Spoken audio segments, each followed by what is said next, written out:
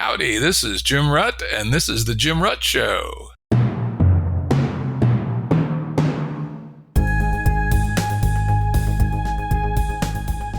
Listeners have asked us to provide pointers to some of the resources we talk about on the show. We now have links to books and articles referenced in recent podcasts that are available on our website. We also offer full transcripts. Go to jimruttshow.com. That's jimruttshow.com.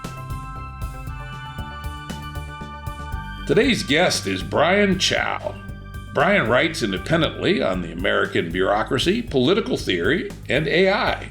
His political philosophy can be summed up as see the world as it is, not as you wish it to be. Everything else is application. I gotta say, I like that. That's a good one. Brian is involved in some interesting activities. He's the co-founder of Alliance for the Future, which you can find on Twitter at @AFTFuture. Their tagline is Informed AI Optimism. He also has a Substack and podcast at From the New World, and you can follow him on Twitter at PsychoSort. Welcome back, Brian. Great to be here, Jim. Brian is a returning guest. He was on EP 200, where we talked about AI pluralism. It was a good conversation, and if you like what you hear here, I recommend that you check it out. And as always, everything we mentioned, or most everything we mentioned, can be found on the episode page at jimruttshow.com.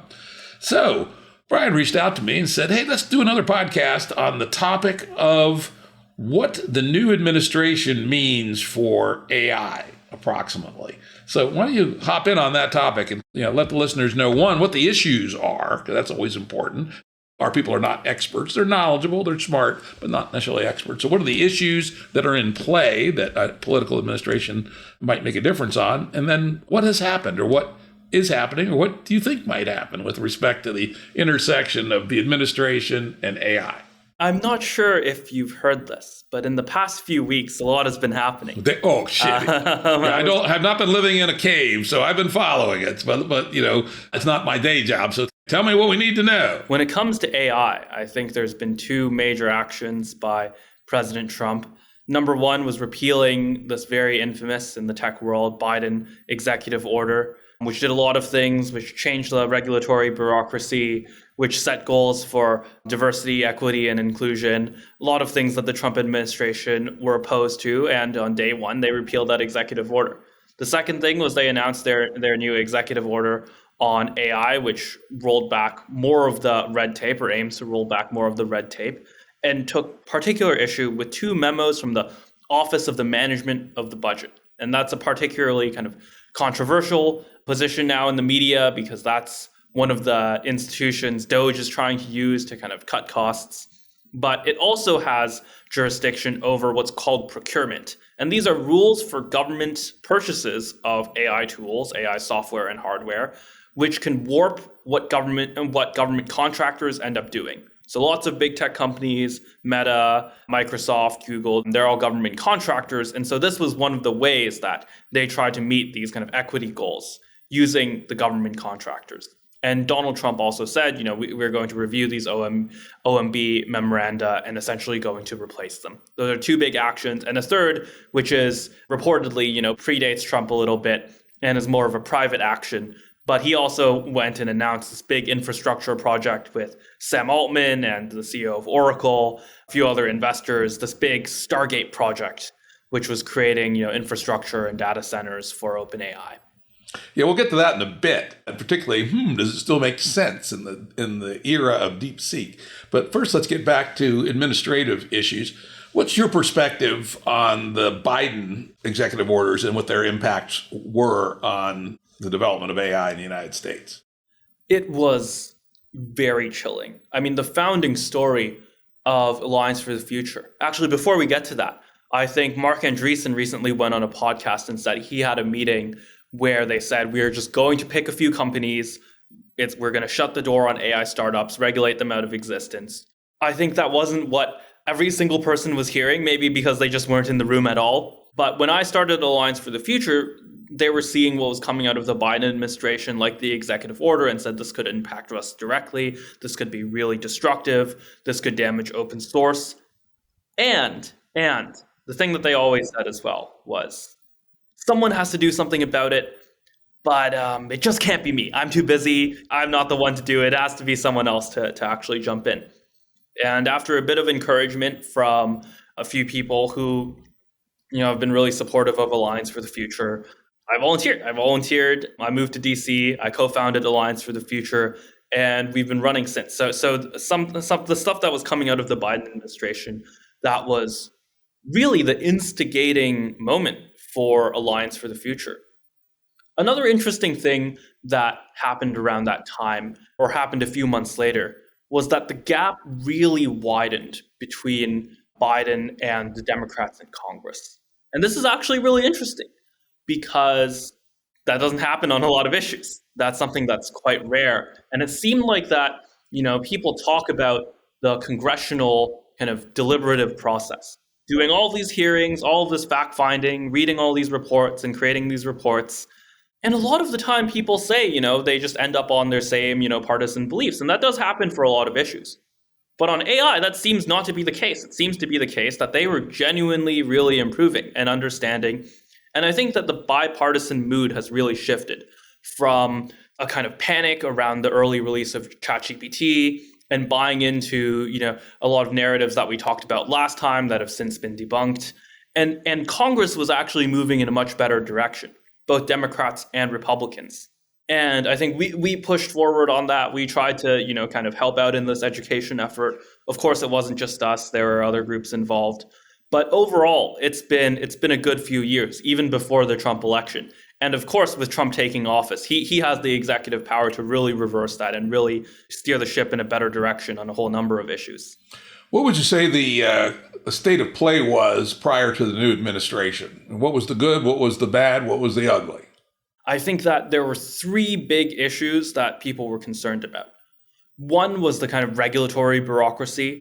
The other is these kind of state patchwork laws. And the third is censorship. And I can go one by one on that. I think different people will care about different things. So the regulatory bureaucracy, we already was talking about that with what Mark said, with what was really coming out of the kind of AI doomer faction of the Biden administration. I think this cycle, Dustin Moskowitz, the kind of chief AI doomer, now that Sam Bankman-Fried is in jail, he was really invested in Biden and went all in on Biden and then all in on Harris.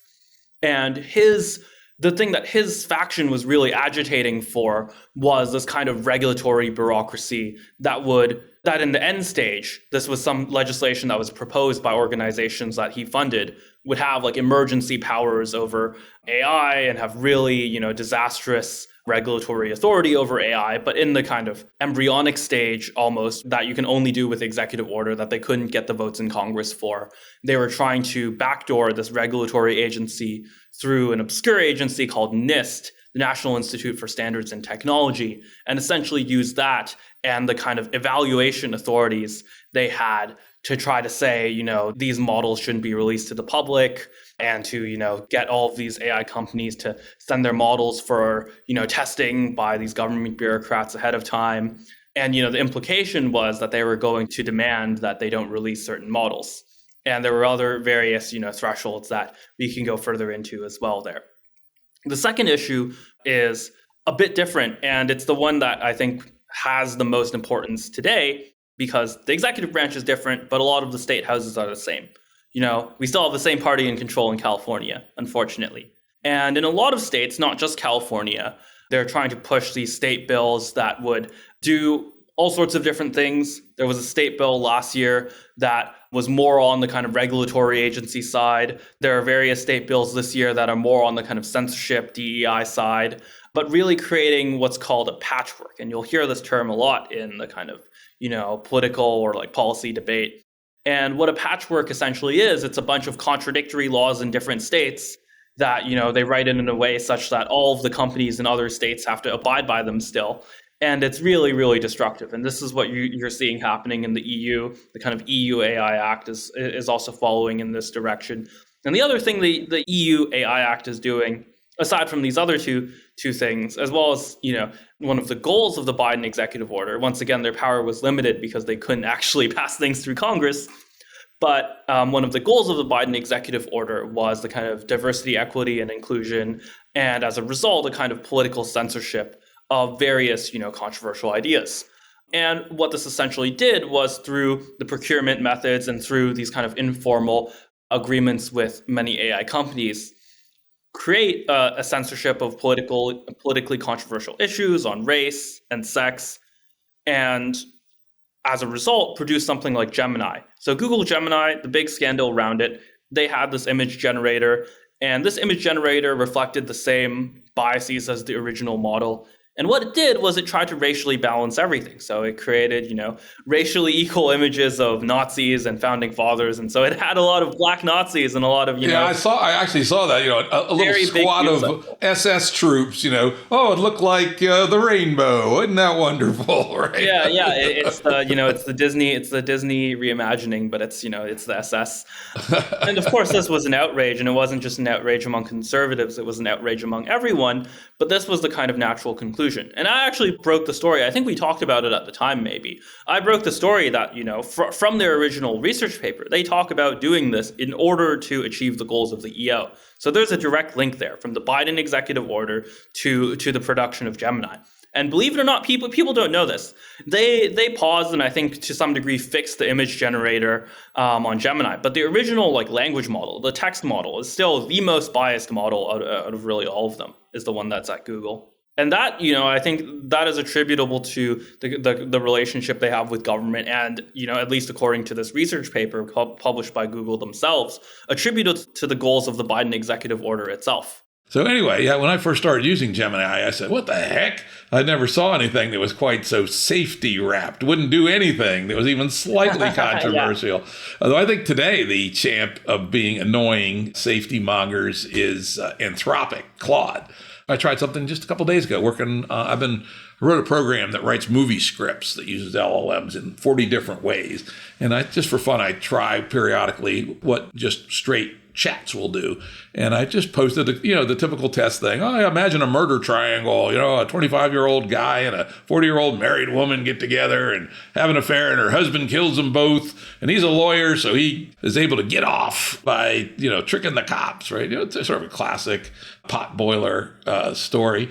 And, oh, no, we can't talk about, murder. We can't talk about subverting the justice system. We can't blah, blah, blah, blah, blah. I go, what? I'm paying you idiots $20 a month for this. Yeah, all that's going to change. All that's going to change. Maybe not at Anthropic, probably even a little bit at Google, because I think the culture really is shifting. Yeah, that is a very interesting thing. Just the last few weeks, you can feel finally the tide fully turning. I've been predicting that. Well, I've called the tide starting to turn in the fall of 2021.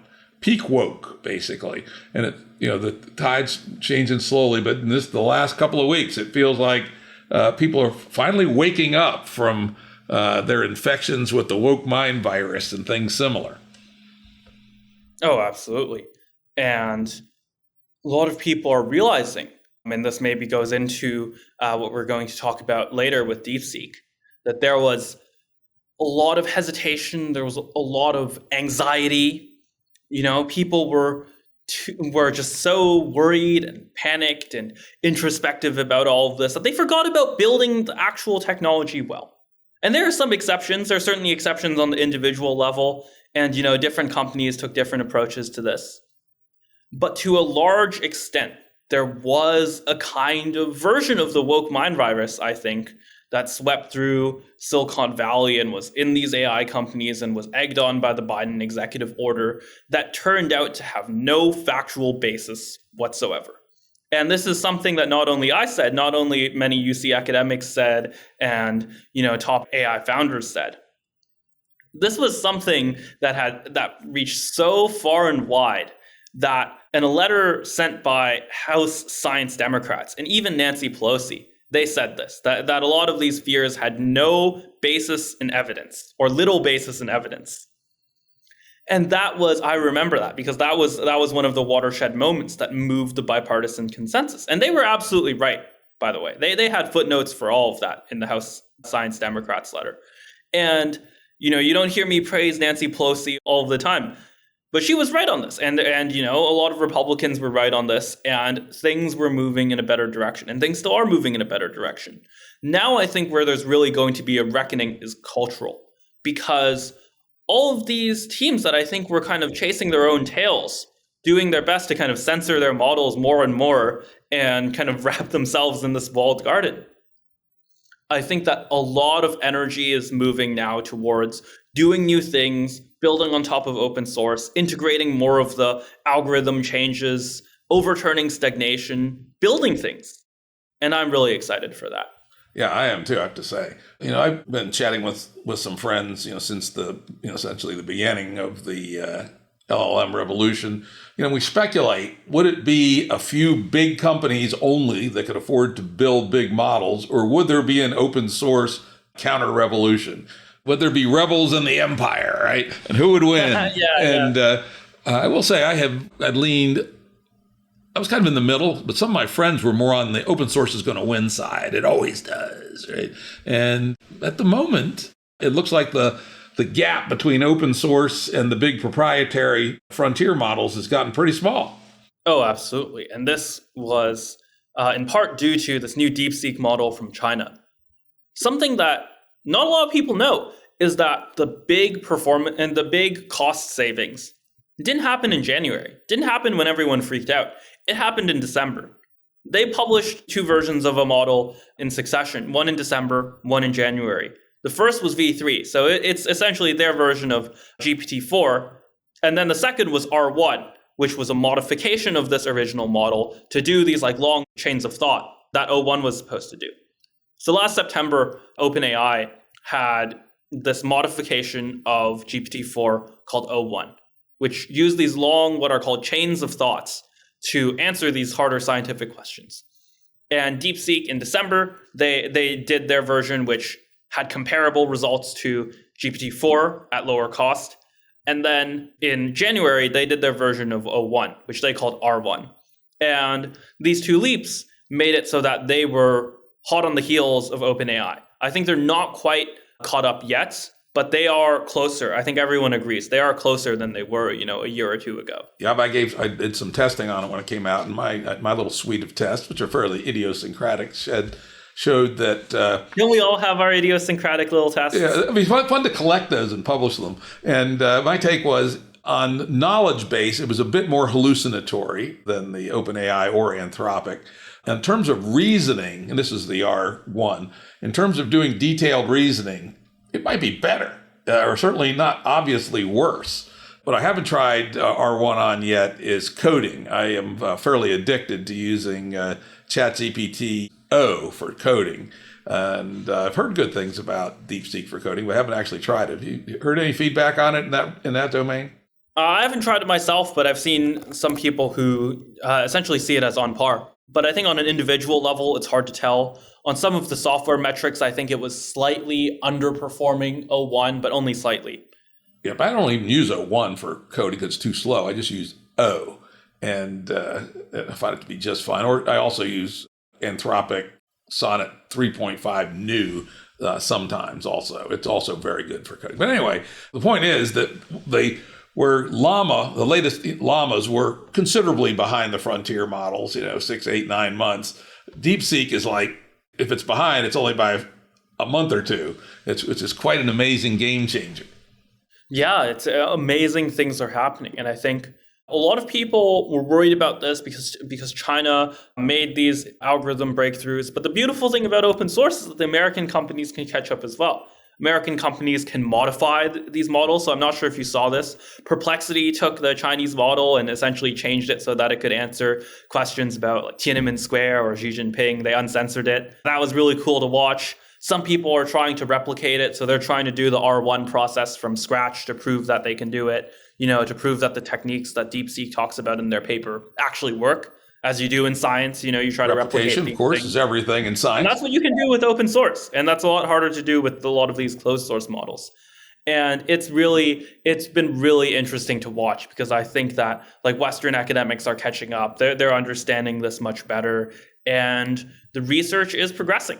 It's just music to my ears. Yeah, I suspected that there would be algorithmic changes that got the LLM world away from just brute force data and processing.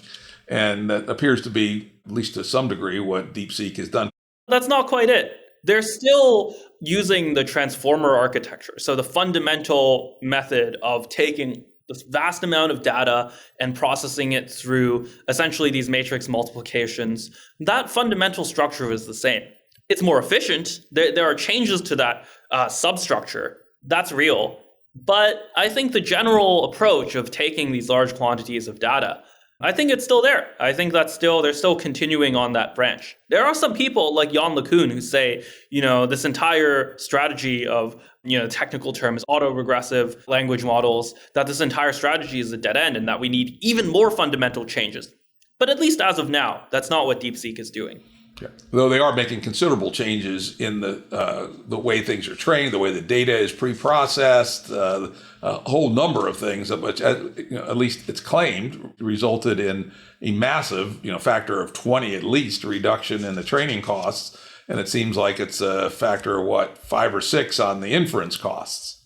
Yeah. So one of the big changes they did was what's called multi-token prediction. So, and relatedly, this kind of multi-head latent attention step.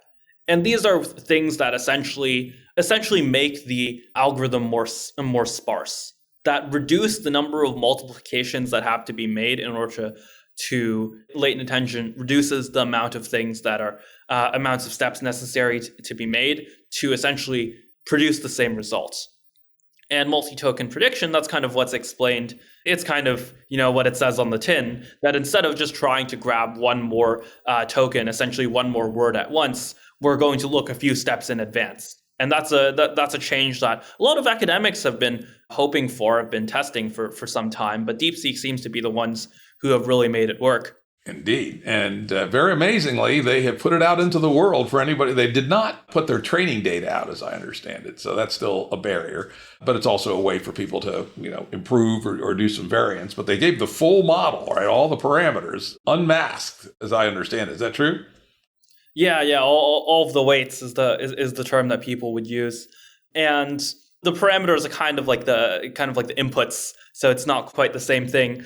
The weights are all open. You can download them. You can run them if you have enough hardware. It's available for you to use, for you to modify, for you to build into your products. Just as a little aside, I'm interested in the stories that DeepSeek is a kind of spinoff from a hedge fund, and the deep play here was shorting NVIDIA and a couple other, like Microsoft maybe, and then taking the profits when the announcement came. What do you think of that story? Do you think there's anything to it?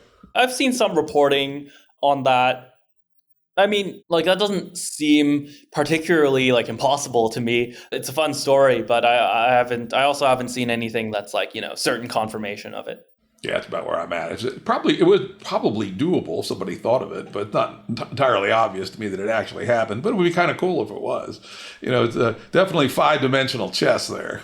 Yeah, what might have been interesting is, so I don't know if any of the reports ended up talking about this, but to me, and to not just me, but I think there were several academics talking about this. The December paper was the more impressive one.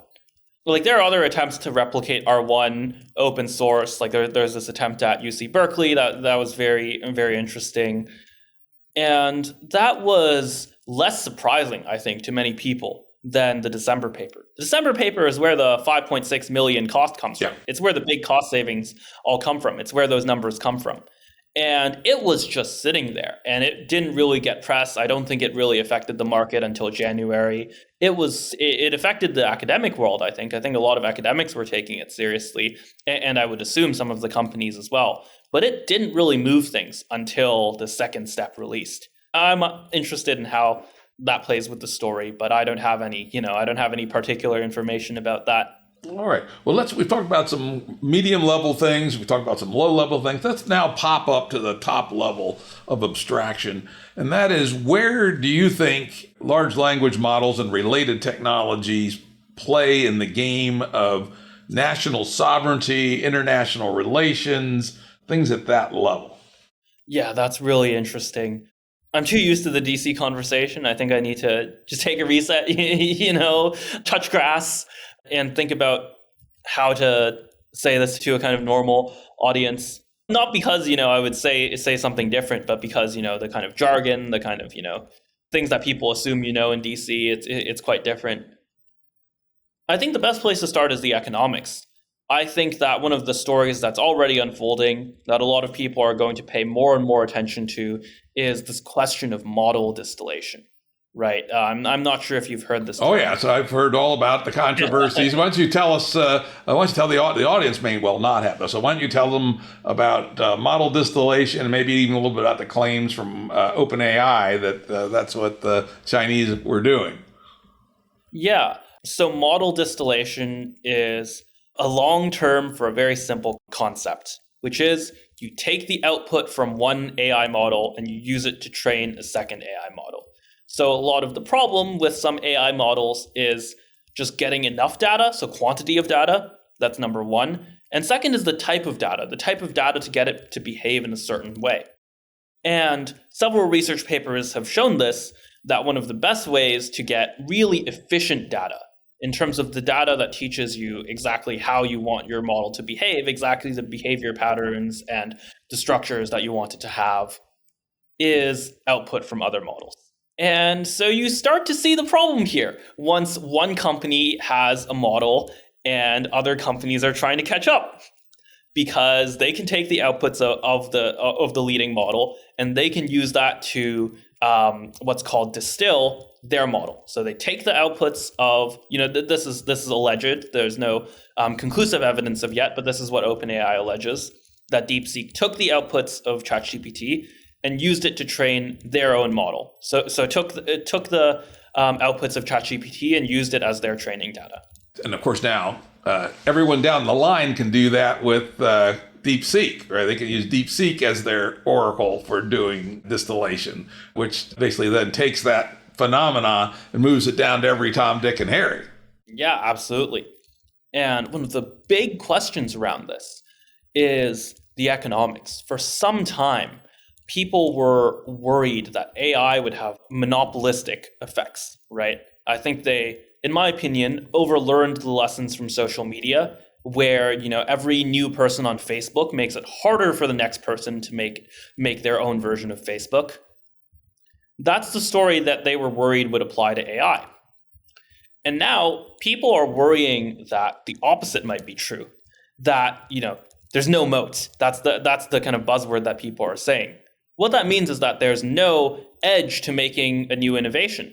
That once you invent something new, people are just going to catch up with you right away because they can do model distillation, or they can learn about these things and they didn't come up with the idea, but they can figure out how to replicate the idea and do the same technique like they did with R1. This is a big worry now. It's a worry among investors. It's a worry among policymakers. It's a worry among the AI companies themselves. It's a big worry. And this kind of catch-up effect is almost the opposite of what happened with social media. That instead of making it so that every new user on Facebook made it so that it's actually harder for you to build the second Facebook, it's almost as if every new model or every improvement of a model makes it easier for the next person to catch up. Yeah, that's very interesting. And if you think about the history of, say, technology over the last 40 years, there's been different configurations that produce one effect or the other. The social media is the classic Metcalfe's law network effect, where the value of the network is equal to the number of participants squared. I think it's actually realistically 1.5, but it's an exponential on the size of the network, meaning first mover advantage is significant. And when you get big enough, it's mighty hard to compete with you. On the other hand, I'll give you an example of one that went the other way from the beginning, and that was what we could call PCs. Originally they were proprietary. Apple. I had an Apple II way back in the day, and it was, you couldn't make a clone Apple II, etc. And then IBM came along and made a momentous decision, which was to essentially open source the PC architecture. First, there were some near copies, but they weren't exact. Then soon there were a zillion totally compatible ripoffs of the IBM PC. For whatever reason, they chose not to litigate it and essentially allow it to happen. And the result was the PC marketplace just became a complete arms race of improvements and cost reductions that have continued on for a very long time. IBM eventually got out of the PC business because there were no good rent-seeking opportunities there of the sort that they liked, right? And now, if you take the basic IBM PC architecture is now essentially the basis for all the compute in the data centers all around the world. All these rack-mounted computers are essentially descendants of the IBM PC. And those things are now, just off the shelf, made by a zillion people in Taiwan or Singapore, China, etc. And it's a pure fungible good. All you're interested in is, we know the standard, how fast is it, how cheap is it, how reliable is it? And that has driven a huge part of our modern world. The fact that compute got to be a pure commodity that is essentially scaling at the quality of silicon and almost nothing else, and the underlying software. And then the other momentous one that occurred was Linux coming out with a really good operating system that was essentially free. And so there's one where the substrate, while not quite free, became a pure commodity. And then the things you do with the substrate is what became of interest. For instance, AWS or Google, two examples of people that built, big businesses, Facebook too, on the fact that compute had become a pure commodity, essentially, and the operating systems were not rent extractors either. So maybe we'll see the same thing with large language models. It'd be a good thing for the world for them to become commodities, because then there'd be a huge blossoming of applications without the model providers being able to extract heavy rents from people. Does that make sense to you? Yeah. This is just a wonderful, really insightful conversation. I think you're exactly right. You're right on the money. And I think that we're kind of in good company, at least very insightful company, because a lot of companies are actually betting on this. So Meta is betting on this quite explicitly. Mistral, a French AI company, I think the best French AI company by several indicators, they're betting on this. That's the bet on open source, is that you get this commoditizing effect, and then what you do on top of it, that's what matters. And in a funny way, this is maybe bad for OpenAI, but good for AI technologies overall.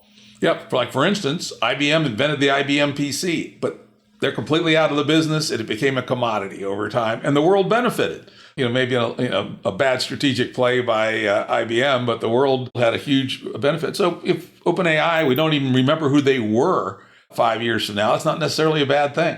Yeah, and it's in some ways heroic, right? Singing the praises of IBM here.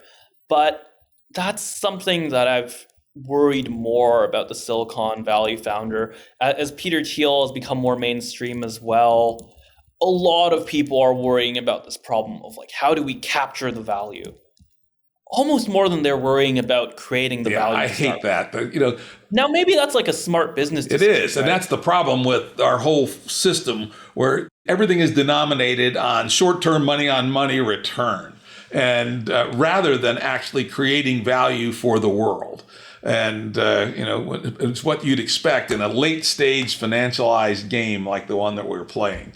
And the VCs have gotten very, very good at it, and it makes perfect sense within the context of the current game. But that's a game that's not clear to me can continue too much longer. Yeah, that's game A, right? And we have to game A versus game B, right? I'm not going to talk about that today, but for those who are interested, go to gameb.wiki and learn more about game B, right? Yeah, and one point to add on that. It's not all villains. There are heroes. I don't know if you would call Meta a hero, but they obviously have their own interest as a buyer. But I think Mistral is a hero. They're doing a lot of interesting new things. They're publishing, and they're people are building on top of that. I think in many ways there are these open source foundations. There's new research, like the French word for we, NOUS. They're publishing a lot of models. They had an uncensored version of Llama a while ago. They're now doing some of the things with decentralized training, so training where not all of the compute has to be in the same place. And that can enable a lot more kind of collaboration. That'll be a big breakthrough if they ever get that to work. I've been watching that for 2.5 years, and it is a fundamentally hard problem for, basically fundamentally mathematical reasons. But if someone can crack it, it's going to be huge. Yeah, the data transfer times are just really high. It's almost more like engineering than mathematical to the extent that those are distinct. All very interesting stuff. And I've now moved my peg from neutral on proprietary AI versus open source to pretty strongly betting that open source will be the final winner. I'm not yet to the 100%, But I think there's a fair chance of it. And that if, you're building your strategic plans, you should probably build them leaning towards radically cheaper and radically more powerful large language models that aren't landlocked by predatory rent seekers, essentially. So think about the applications. Those will be the key. Yeah. Now let's get back to the question I asked a few minutes ago. Let's pop up to the level of sovereignty, nationalism, military, etc. Putin famously said, whoever controls AI is going to control the world. What do you think about that? And then kind of come down from that level down to the level of nation states and diplomacy and nationalism and all that stuff. I think that there's both truth and, I'm not sure I would say deception, but at least inaccuracy there. Let's start with the truth. The truth is that, for the past, like hundreds of years at least, the one who controls the economy, the industrial production, controls the world, right? If you can have more industry, you'll have more weapons, you'll have more growth, you'll have more food, to keep your population alive. You'll have more resources, you'll have more innovation. That's been the case for hundreds of years. And I think there's no reason to think that'll stop being the case with AI. And so, if you're creating more economic value with AI, you're growing your economy more, you're creating more new things, that's going to give you a benefit. That's always going to be true, I think. Or at least, in the medium term, that's always going to be true. Where I think people get this wrong is that there's this idea that you just discover the thing and then it's over and then the battle's over. It's kind of like the nuclear bomb. I think that's the really bad analogy that people try to draw, because once you discover the nuclear bomb, and you bomb Japan, it's over, right? And if the Soviets didn't catch up very quickly, then we'd bomb them as well and it'd be over. And that's not exactly how it works with AI. The reason why it's not exactly how it works with AI is because you have these kind of economies of scale, right? Or almost diseconomies of scale, where it becomes easier to catch up, and where even an inferior version of AI, let's say they had only a closed source version of DeepSeek and we had the closed source version of O1, even if they have a slightly worse version of the AI, if they can build that into more useful products through customization, through going to market, through understanding what people actually want, they'll reap more economic benefits than we will. So there's two factors here. There's actually having the technology and having a better technology. That's important. I think it'll continue to be important. But people really miss the distribution side. And it's because people either are using false analogies, or people really like this idea of the eureka genius, right? Of the guy who just comes up with the idea. And that guy is important. That guy is, a hero. But that guy isn't everything. I think there's a lot to that. And it's also, this again, we talk about the metaphors that we use. And I think the nuclear weapon one, the atomic bomb one, isn't unfortunately a bad attractor in this discussion. I'm in DC. I hear no end of this. Yeah, and remember the book that Kissinger and Eric Schmidt wrote, this could be the end of the world tomorrow afternoon, blah, blah, blah. All right. And you have to be nuanced in these things. Well, I do still believe that we do have to watch out for the vile paperclip maximizer who will turn the earth into a pile of paperclips. That's still quite a ways off. And LLMs are not, I put a stake hard down on the ground on this still. LLMs are not the golden road to AGI by themselves. They're going to play an important part in it because they cracked the language barrier, which computational linguists had struggled with for 50 years and made embarrassingly little progress. And LLMs just blew that one wide open. But there's a whole lot of things that LLMs are, more or less useless for. One of the examples I like to give is, I'm going to call it Rutt's AGI test. And I think really a bunch of people should put together their own versions and compile them into a book, which is the following. A 16-year-old IQ 90 American teenager can get their learner's permit and start driving a car. And within 2 weeks of their father yelling at them, they can drive a car well enough to pass their driving test, typically, or maybe. I relate to that. Yeah, a month or so afterwards. And then a year after that, they're probably no longer a menace to navigation and they're an okay driver. So here's the test. take an AI that has no training on driving, expose it to the data that a 16-year-old American would have experienced since they were, say, 4 years old and could remember and retain a memory in terms of being a passenger, in terms of seeing cars go by, seeing cars in movies. So basically build a data set equivalent to that amount of exposure to the concept of driving. You can feed them a couple of books about driving. And then with that limited data set, be able to drive as well as a 16-year-old after having had a learner's permit for 3 months. And we're not even close to that. LLMs couldn't even touch that problem. And even the billions of dollars worth it's been spent on self-driving technology has been spent in a very, very, very, very, very different way, which is to crush the problem with data, essentially, and work every corner case, some often by hand, right? And that's not how humans do it. Humans generalize from a relatively small amount of data plus a general world model, and are then able to do so-called transfer learning, what they've learned in other domains, working on the monkey bars, wrenching on the lawnmower. I don't think kids wrench on lawnmowers quite like we used to. Yeah. They're more reliable, and most of them don't want to get their precious little fingernails greasy, because they'll get grease on their computer screen, on their phone screen. Poor babies. Anyway, humans can take a remarkably small data set and using transfer learning, synthesize it into a whole new discipline of driving a car. And until computers can do that, I don't think they have any business calling themselves AGI.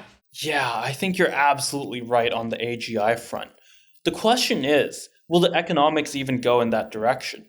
I think the economics right now are leaning towards, once again, like building out, adapting, and really taking to market things that people want to use. And that's something that is, I think, actually very honorable. I think it's good that people are doing that. I think it's good that Waymo is using this data-intensive approach. Maybe it's not very human. Maybe it's not going to get you to a model that does good transfer learning. But I've rode in a Waymo. It's good. It works. It got me from A to B. I love it. Yeah, lots of my friends have sent videos of riding around San Francisco in a Waymo. And yeah, I think that's a brute force solution that is getting incrementally better. And at some point, I don't know when, we'll be able to, in general, navigate the roads without any maps. I don't think it's the Waymo approach. I think it's more likely to be the Tesla or George Hot's approach of using a simplified perception engine, just using vision. I think if you have to include LiDAR, and radar, and sonar, and all this shit, and the huge amount of perception integration, you may well be stuck with a big data way of solving that problem. But if you use only video input, we know we have an existence proof. 16-year-old American teenager can learn to drive a car just with their two eyes, right? And so that's why I think Tesla and George Hotz are both on the right path. George has that open source project. We had him on the podcast not too long ago talking about it, where for $1,000 you can get a pretty decent self-driving module that will plug into 250 models of cars. How about that? That sounds like a really fun interview. EP 221 on open source driving assistance. And it's a really, really, really deep and interesting podcast. So anyway, let's get back to where we were. Let's pop back up again. We so far haven't really nailed this one. These various modes of economics and competition and trajectories and things that probably won't happen anytime soon. What does that tell us about national security, sovereignty, nationalism, etc.? Is this something where countries should try for a national advantage, or is this a context, an ecosystem, open source, where we should look for cooperation over individual advantage? I think it depends on the country, right? I'm very much of the thought that, we shouldn't do tariffs on everyone. We should do tariffs on enemies, and we should not do tariffs on friends. That's my general thought about this. The Canadians, they're not perfect, but maybe we don't need to put tariffs on the Canadians. Yeah, what a stupid ass idea that was, right? God damn. When it comes to AI, I think that this is a metaphor that's usually used in a different context. It's used in the context of philosophy. But when it comes to AI and trade, we're kind of in a cave below Plato's cave, where some of the narratives that have been learned around nuclear or around those kinds of things have really not just failed to produce good information, but have led to people constantly producing bad information and having an understanding of economics that's either just straight up false, just not borne out by the facts, or highly speculative and not having that much evidence behind it. I don't want to overstretch my conclusions either because I want to be responsible about this question. But I would say that once again, the best way to look at AI is as an economic question. And that doesn't mean you don't have competition. We have competition over how we make steel. We have competition over how we make various manufacturing technologies. And I'm not saying that, a purely laissez-faire method is correct. Once again, I prefer, treating allies well and then, doing some trade policy and industrial policy against the adversaries, against China, for example. So there's no kind of clear-cut, absolutist solution here. It has to be nuanced. But I would say that if you take the lens that it's an economic competition, then the question is, how do you and your network of allies work together to outcompete, to produce the best products, to produce the best technologies, to produce both the best new innovations, which is important, which is a very important piece of the puzzle, but also the actual knowledge to use those products, the whole package of essentially like taking a technology to market. I think that actually it's probably easier to explain this through analogy. I'm realizing this now. When you think of an iPhone, it's not just its constituent parts. Its constituent parts are really important, and the technical blueprints behind those parts are really important. I'm sure, Apple is very glad that they have those. But they're not the only thing. The supply chain that makes those iPhones, the factories that make them, the procedures around that, the implicit knowledge that everyone has of how to use an iPhone, of using the UI, of connecting everything to it. Some things that are kind of under scrutiny as well, but are very important to the daily lives of people who use the iPhones. These are all factors that change the economic outcomes of a company like Apple. And I think that maybe this, now that I say it, it sounds kind of obvious. It sounds really simple and facile. But when it comes to AI, I think people are still learning these lessons, that it's not just about the idea. The idea is important, but it's also about the distribution. It's also about the knowledge. It's also about the actual products that use that AI and make it easier for people to use it, the adaptation. All of that matters. And it has to be like a nuanced, all of the above strategy. And if we take the analogy of the server, right, which has become a pure fungible commodity bought and sold based on pure price performance with no rent seeking in it at all, that would say that the real economic competition is not going to be in the models, it's going to be in their use. Yeah. There's some schools of thought that believe this. Like I said, I think Mark Zuckerberg to some degree believes a version of this. And it's really interesting because the worry is then you get underinvestment in the actual technologies and the fundamental research. That's one of the worries if you end up in a situation like that. I would say that we're not quite there yet. I think that one of the reactions to DeepSeek has been an overreaction where people say, okay, now these companies have no moat at all. We should, short all of these AI companies. I think that's a little bit of a caricature, but I do think there's an overreaction there. I do think there are still some benefits to being an incumbent. It's not all over for them. It's not all over for OpenAI. It's not all over for Google. But once again, it's nuanced, and these decisions matter, and both lanes will matter. If there's one takeaway that I think people will more and more begin to adopt in 2025 and 2026 is that there are clear and definite lanes for AI. There was a great metaphor by Sayash and Arvind, who wrote a book called AI Snake Oil. And they said, imagine you wake up, you go to your car dealer, and you ask them, what's the latest engine doing? They're like, yeah, there was this frontier research lab. They released this new jet engine. Here are the like evals that the military is doing on this new jet engine. It's crazy, but it's how we talk about AI today. We talk about AI today as if it's all like one thing. We're not thinking about the product. We're not thinking about the context. We're not thinking about any of that. We just have this big ambiguous term AI. And and it's really funny because when you think about it in terms of engines, it's crazy. It's literally the actions of an insane person, but it's sort of how we started this conversation and how everyone starts these kinds of conversations is by talking about, AI just in general. But what I think is going to happen is people are going to develop more sophisticated understandings of the lanes of AI. That, some of these tools, they're used for scientific research, and they're used to, solve difficult math problems or to invent new drugs. Some of these, they're customizable so that you can use it in your office, that you can use it. You don't have to wait. You just get your answer. It'll, book your flight for you. And that's the purpose of that version of the model. Broadly, I think that there will be three main categories, three main lanes for AI. One is going to be customizability. You don't care too much about the cost, but you care about making it do something specific and predictable.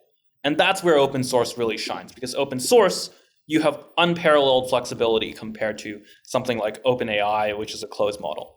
Why is that? Because you can look at the weights, you can modify them, you can run whatever training technique you have the expertise to do on them, and you can customize them to the specific task that you want to do. It's almost as if it was made for this lane. The second is the ultra cheap enterprise lane, and open source might still compete for this. But right now, it's been the clear strategy of Google to target this. So if you're a big enterprise customer, you want one system that's synced across all your files, all of your company's policies, all of your company's privacy, and is really trusted, really highly modified and monitored and centralized, and is just one tool that you as like a legacy bank or institution or even government can take in. Google is, I don't want to be like advertising for Google, but that's at least who they're targeting. And I think they're at least doing a decent job at providing the things that, that lane needs. And then the third is going to be the kind of O1s, R1s, the experimental research, reasoning questions that are honestly answering scientific questions that most people have no use for in their ordinary lives, but that will really matter to the ones who can actually use it. That makes sense. One of the things I did learn from a long career in professional information services, I built stuff for Wall Street, for science, for tax, for law. At the margins, people will pay a considerable premium for the best, but there are a lot of people who won't. And so the structure of the market, where let's say when we get to GPT 6.03, that's the one for the professional researcher, will that be of any significant difference for most people versus the open source equivalent? The answer may well be no, unless you're at the absolute frontier of some very difficult problem. Yeah, I think that you had this experience when they released O1 to the public, that a lot of people tried it. They were like, this is worse than 4.0. And that was because they were asking it to do questions that it really wasn't intended for. And, you can argue this was a communication problem, but I think it's really, it's really just a reflection of reality, because most people don't need to answer complex, scientific or mathematical problems. Most people have a thing they want to get done in their ordinary life. And so I think in some ways that's already the case. Yeah, that's true. The first time I got my hands on O1, I kind of go, well, because I was using my normal engine benchmarks. But once I understood what it was good for, I go, holy shit, this thing is in a different league entirely in terms of its ability to do multi-step analysis, break a problem down, and then work on the sub-problems and do the integration. It's actually pretty impressive. And O1 Pro is even better, but it's slower than shit, so you don't use it too often. And I still use O for most things. It is interesting how our tools are now starting to, it's not just one thing. It's a Swiss Army knife, and different blades are useful for different things. I just used Operator the other day for the first time. And I go, okay, it's kind of interesting. I'm not sure and I put it on a real world problem, and it came back with a solution. I go, well, that's That's fairly impressive. This is, again, this idea of the difference between the engine and the applications is where the rubber is really going to meet the road in the years ahead. Yeah, I absolutely agree. There was this big divergent moment when people were, I'm actually a little bit too young to know about this, but I'm sure you know about this, and a lot of people have told me about it.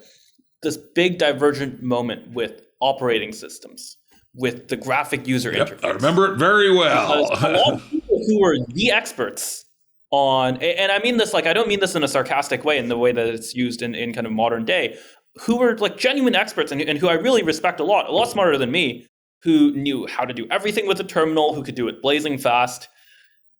They didn't need the graphic user interface. They looked at the graphic user interface and they said, like, this is slower than how I normally do it. Just give me the terminal. And they were, in their narrow way, they were right? For their daily purposes, they were absolutely right.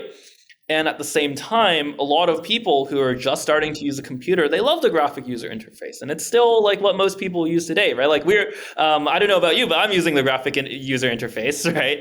There are these like really important changes that kind of, can only be read backwards in history, can't really be read forwards in history.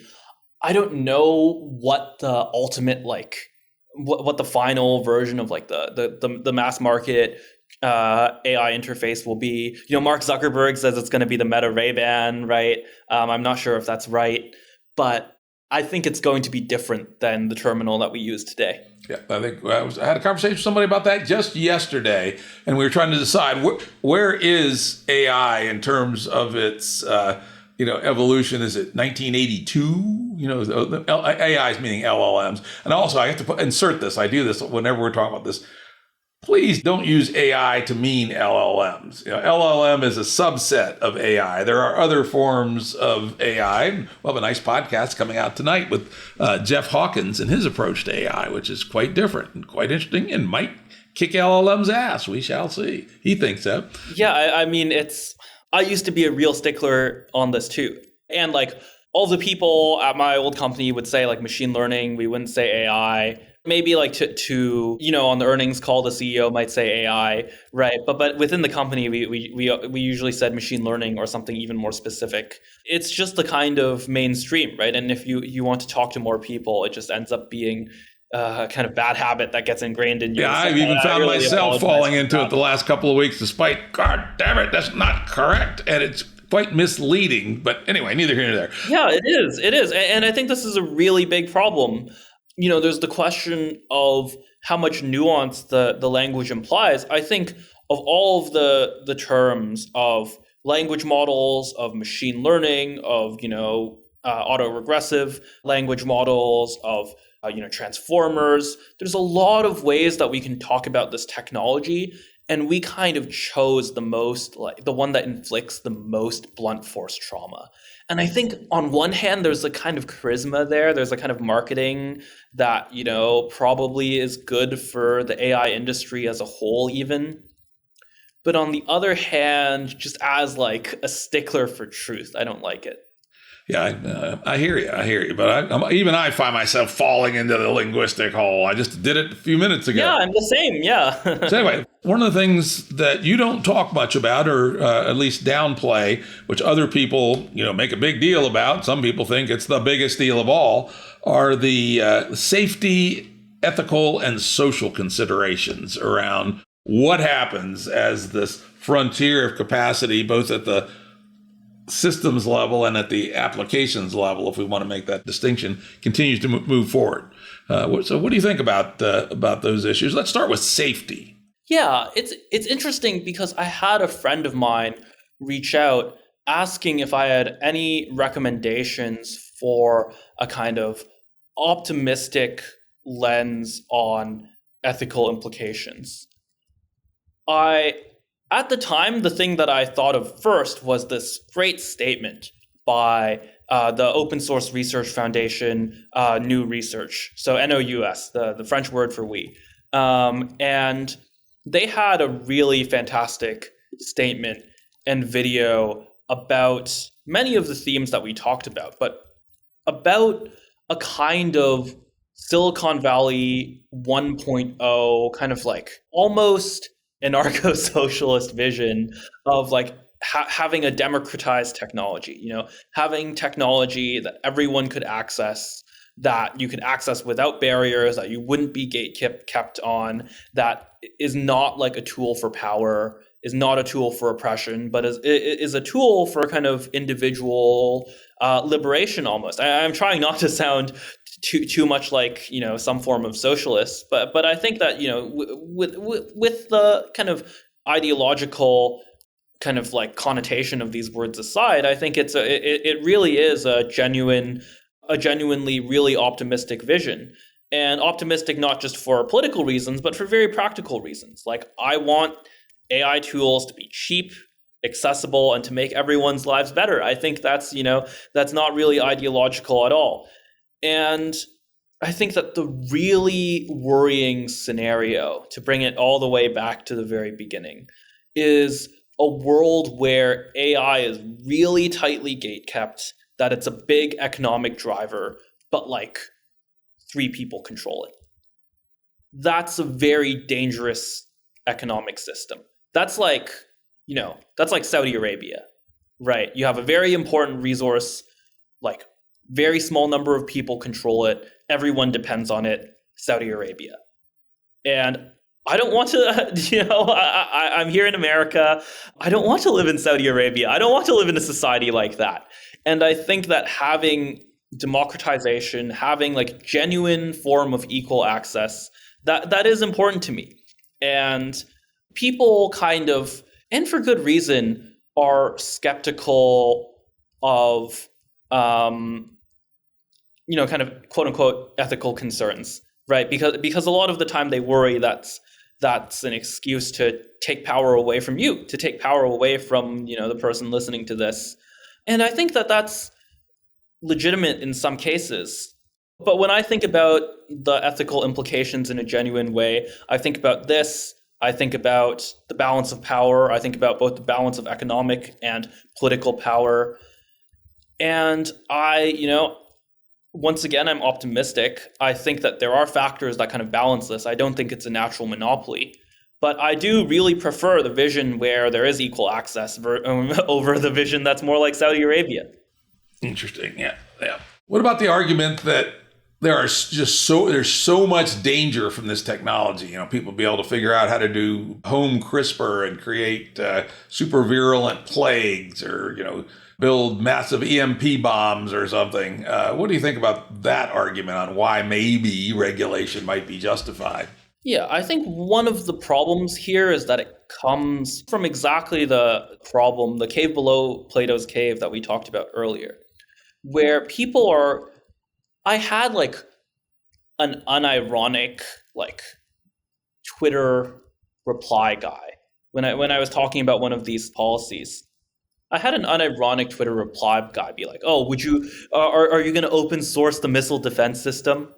The language models that we are using, maybe there is some amount of AI, for the targeting systems or for the analytics.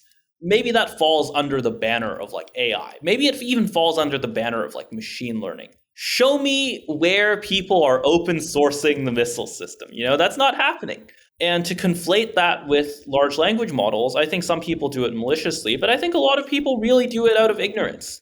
They just hear AI, they just hear this term. And to be fair, there's a grain of truth there. There are some machine learning technologies that come from the same branch of statistics and academia that are useful for navigating missiles. That's a real thing. It's just that the language obscures more than it helps.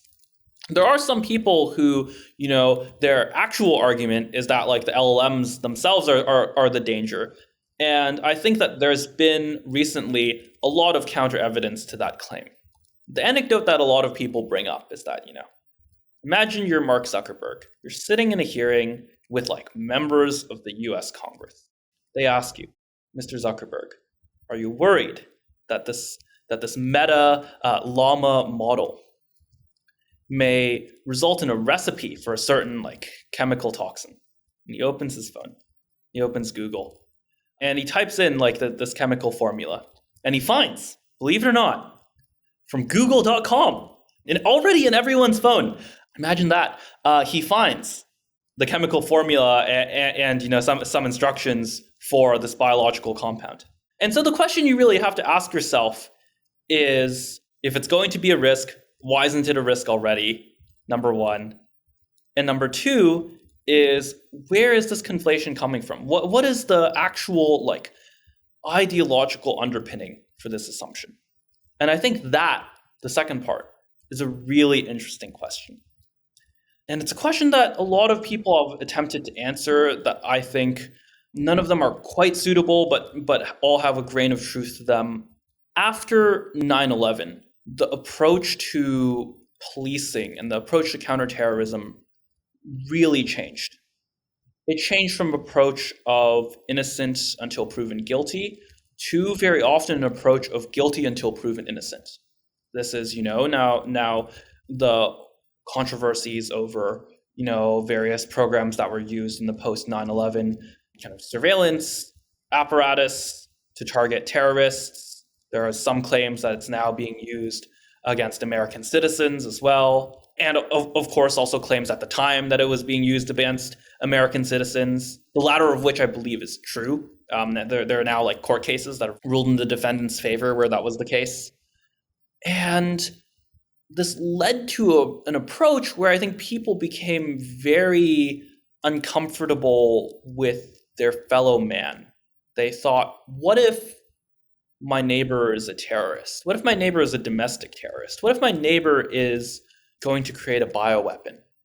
And I think that's number one, factually not true. Like we have Google once again. So number one, I think that's factually not true. And number two, I think that's a really dangerous philosophy. I think that philosophy has led to a lot of the overreach we've seen in the past years, and including the overreach on AI, I should be clear, explicitly has led to the overreach on AI.